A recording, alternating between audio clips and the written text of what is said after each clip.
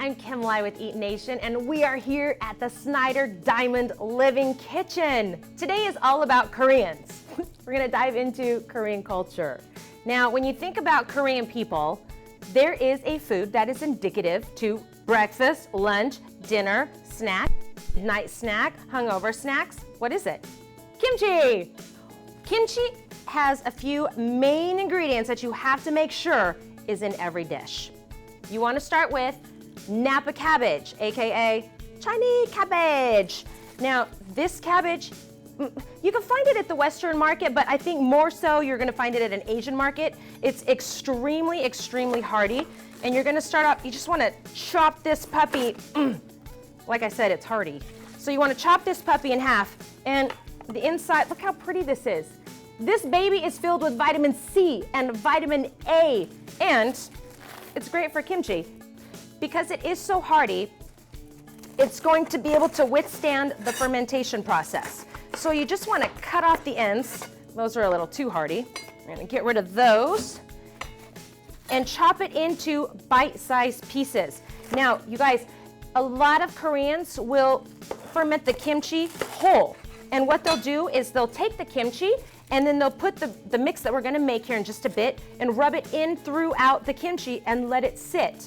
We are going to make this bite-sized. We're gonna add to it 2 teaspoons of salt and 2 teaspoons of sugar. Now, by doing this, you wanna make sure you coat every single piece of cabbage. It goes in the fridge for 24 hours. All right, as you can see, we have the kimchi. Let's go ahead and get rid of this. Get rid of our stuff and bring the kimchi that has been in the refrigerator for 24 hours. You put the salt and the sugar mixture in it, and it's been sitting in it for 24 hours. So you want to run it under cold water. Get all the salt and sugar off now for the sauce that makes the kimchi. This is where it gets good. So we're gonna add ginger. Get all that ginger out of there. About a half a cup of green onions. And you guys, I cut these about 2 inches because again, it's gonna ferment with the cabbage and it's gonna get limpy. So you don't wanna cut them too small. They're gonna shrink a bit. We've got our garlic. Go ahead and get the garlic. We use a lot of our own fingers. So about 2 teaspoons of garlic. You can always add more if you like. Some people really like garlic.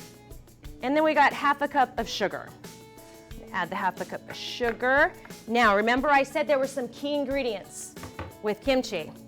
One of them, the Napa cabbage, Chinese cabbage. And the second one is this chili, this Korean chili. It's different than the powder you get here at the grocery store, at the Western grocery stores. So don't try to alternate with like paprika or with chili powder or chili garlic powder. Korean chili powder is a little bit more mild and it is made specifically for kimchi. It's gonna smell, has a distinctive smell as well. And trust me, you guys, the first time you're learning, do this the right way. And then if you wanna, you know, alternate some things, do it. Do not ever alternate though with the chili powder. Now for our wet ingredients. If you remember from past webisodes, I've said to make sure you use high quality fish sauce. So we need 1/4 cup of this bad boy. Don't smell it, just put it in the bowl. We need some soy sauce. Now, you guys, if it's not in English, it's good. So just find it at the Asian market. So we need 1/4 cup of the soy sauce. Now, this recipe can also be found on the website. So if you're having a little trouble following along, don't worry, it'll be on the site. Now, another key ingredient. In any process, when you're making kimchi, you have to add some sort of seafood. It could be clams, it could be oysters. Today we've chosen tapeworms with eyeballs. Just kidding. These are salted shrimp.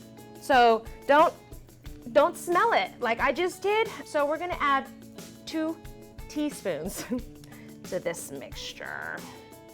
Oh, look at that. Oh no, don't take me onto the ocean. Oh my God. All right. It freaked me out a little bit at first too, but we're trying to be authentic here. You just want to mix all of these ingredients up. And this is what the cabbage is going to be fermented in for about 2 weeks.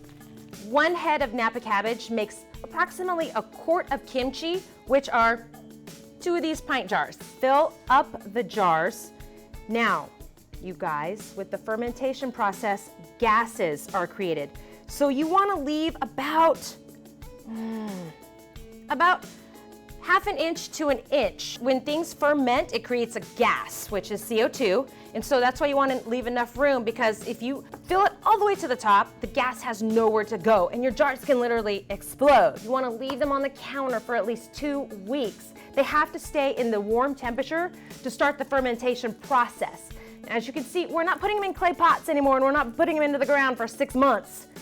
2 weeks on the counter, and then stick them in the fridge. Learn the basics, and then feel free to experiment, because you really can't up any fermentation processes, okay? Add apples, add pears, add daikon and radishes. Let me know. It's fun. I want to thank Snyder Diamond, The Living Kitchen, for letting us shoot here today. So thank you for joining me. I'm Kimlai with EatinAsian. Ciao.